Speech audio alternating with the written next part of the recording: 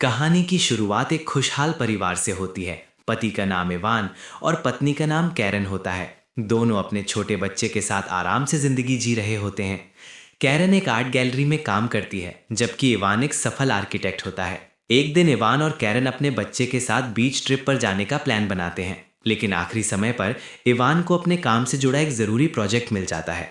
मजबूरी में वो घर पर ही रुक जाता है और कैरन अकेले बच्चे के साथ घूमने चली जाती है। उसी रात इवान घर पर बैठकर अपने आर्किटेक्चर के काम में लगा होता है कि तभी अचानक दरवाजे की बेल बजती है।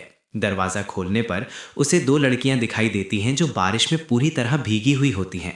एक का नाम बेला और दूसरी का नाम जेनेसिस होता है। वे इवान को बताती हैं कि वे एक पार्टी में जा रही थी, लेकिन रास्ता भटक गई और बारिश की वजह से उनके फ़ोन भी खराब हो गए हैं।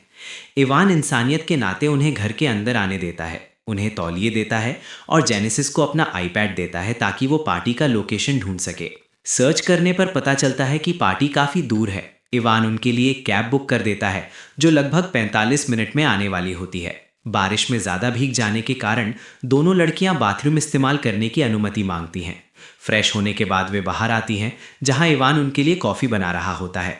बातचीत के दौरान इवान उनसे उनके काम के बारे में पूछता है तो वे बताती हैं कि वे एयर हॉस्टेस हैं। बातों बातों में वे अपने काम का तरीका दिखाने के बहाने इवान के काफ़ी करीब आने लगती हैं और उसे बहकाने की कोशिश करती हैं। इवान को ये सब ठीक नहीं लगता और वे दूरी बना लेता है। इवान जब अपना फ़ोन चेक करता है तो उसे पता चलता है कि कैब आने में अभी 20 मिनट बाकी हैं। थोड़ी देर बाद लड़कियां उसकी पत्नी के बारे में पूछती हैं। इवान कैरन के आर्ट और उसकी पेंटिंग्स के बारे में बताता है और उन्हें उसकी एक पेंटिंग भी दिखाता है। बातचीत के दौरान लड़कियां फिर से इवान के बहुत पास आ जाती हैं, लेकिन वो उन्हें नज़रअंदाज करने की कोशिश करता रहता है।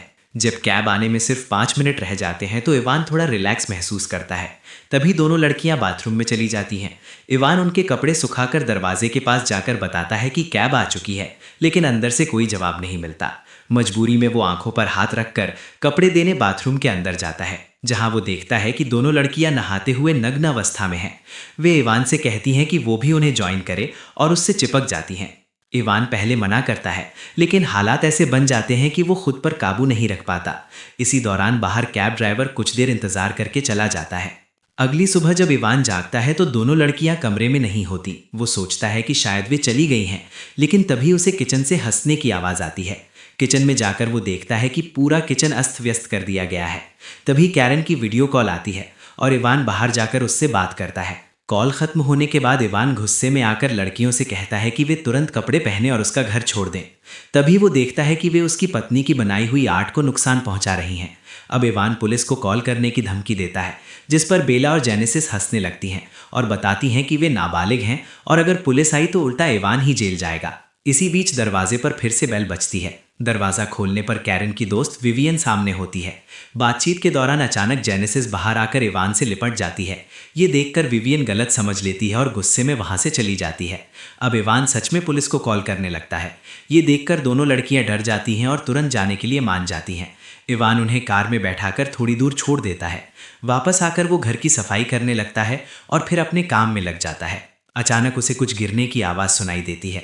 जैसे ही वो नीचे झुककर अपनी फैमिली फ़ोटो उठाता है, पीछे से जेनेसिस फायर एक्सटिंग्विशर से उसके सिर पर वार कर देती है और उसे बेहोश कर देती है। होश आने पर इवान खुद को कुर्सी से बंधा हुआ पाता है। इसके बाद दोनों लड़कियां उसे मानसिक और शारीरिक रूप से प्रताड़ित करती हैं, उसे ब्लैकमेल करती हैं और उसकी ज़िंदगी को नर्क बना देती हैं। कुछ समय बाद कैरन का जानने वाला लुइस घर आता है। वो सच्चाई समझ जाता है, लेकिन एक हादसे में उसकी मौत हो जाती है। लड़कियां उसकी लाश को छुपाकर सारा इल्ज़ाम इवान पर डालने की योजना बनाती हैं। आखिर में वे इवान को जिंदा दफना देती हैं और उसकी शर्मनाक वीडियो सोशल मीडिया पर अपलोड कर देती हैं।